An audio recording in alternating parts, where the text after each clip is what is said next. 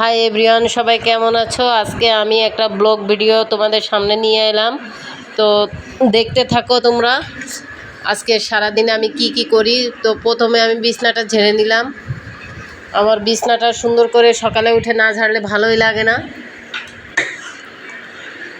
এবার আমি চলে গেলাম চুলার পাশে, কিছু শুকনা মরিচ ভেজে নিলাম এবং আজকে আমি খুদ ফুটাবো, আমাদের দেশে যেটা বলে। এখানে ভেজে নিলাম আপনার পেঁয়াজ, রসুন, মরিচ এবং দিয়ে দিলাম সেখানে সেই ছোট চাউলগুলা।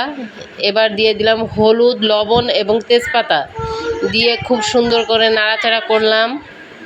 নাড়াচাড়া করা হয়ে গেলে এখানে পরিমাণ মতো পানি দিয়ে দিব। পরিমাণ মতো পানি দিয়ে এটাকে সুন্দর করে একটু নাড়াচাড়া করে কিছুক্ষণের জন্য দমে রেখে দিতে হবে। ঢেকে রেখে দিলাম।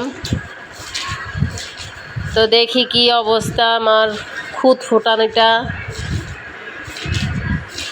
এটা একদম পোলাওর মতো হবে। অপর পাশে আমি মরিচ ভর্তা করব।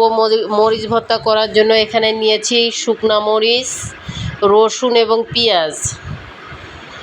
এখানে ভেজে রাখা সেই পেঁয়াজটা দিয়ে দিচ্ছি উপরে। এটা কিন্তু অন্যরকম একটা বউয়া ভাতও বলে সেই মজা। অপর পাশে আমি ডিম ভেজে নিচ্ছি। আমার ডিম ভাজাটা হয়ে গেছে এবং এই পাশে আপনার বউয়া ভাতটাও কমপ্লিট হয়ে গেছে।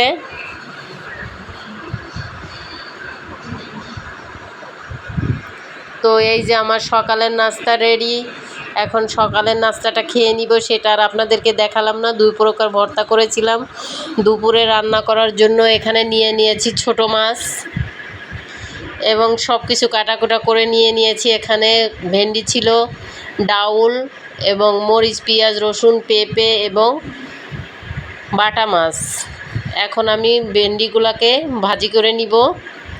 অপর পাশে আমি ডাউল বসিয়ে দিয়েছি, দুই পাশে দুইটা বসিয়ে দিয়েছি। এখন আমি মাছ ভুনাটা করে নিচ্ছি। মাছ ভুনাটা আমি এভাবে ভুনা করলেই মনে হয় আমার কাছে বেশি মজা লাগে। এক একজনের কাছে এক এক রকম ভালো লাগে, তবে আমার কাছে এরকম মশলাটা কষিয়ে নিলে বেশি ভালো লাগে। তো দিয়ে দিলাম পরিমাণ মতো পানি।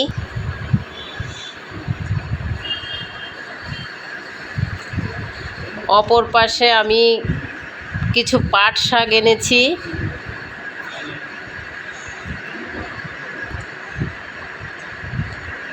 পাট শাক ডাউল দিয়ে রান্না করব, সেই জন্য পাট শাকগুলো কেটে ধুয়ে নিয়েছি। এবার আমি ডাউলের ভিতরে এটা দিয়ে দিলাম এবং কিছু কাঁচা মরিচ এবং পেঁয়াজ দিয়ে দিলাম। এবার এটাকে সুন্দর করে বাগার দিয়ে দিব। শুকনা মরিচ, পেঁয়াজ এবং রসুন দিয়ে সুন্দর করে বাগার দিয়ে দিচ্ছি। এই ঘ্রাণটাই কিন্তু অনেক লাগে আমার কাছে, জানি না কার কাছে কীরকম লাগে। তো এবার কিছু থালাবাটি হয়েছিল, সেগুলো ধুয়ে নিলাম। আমার দুপুরের রান্না কমপ্লিট। এখানে ভেন্ডি ভাজি ছিল, ছোটো মাছ চচ্চড়ি ছিল, কালকের মুরগির গোশত ছিল, ভাত ছিল এবং ডাউল দিয়ে পাট শাক। তো সবাই ভালো থাকবেন। আল্লাহ হাফেজ।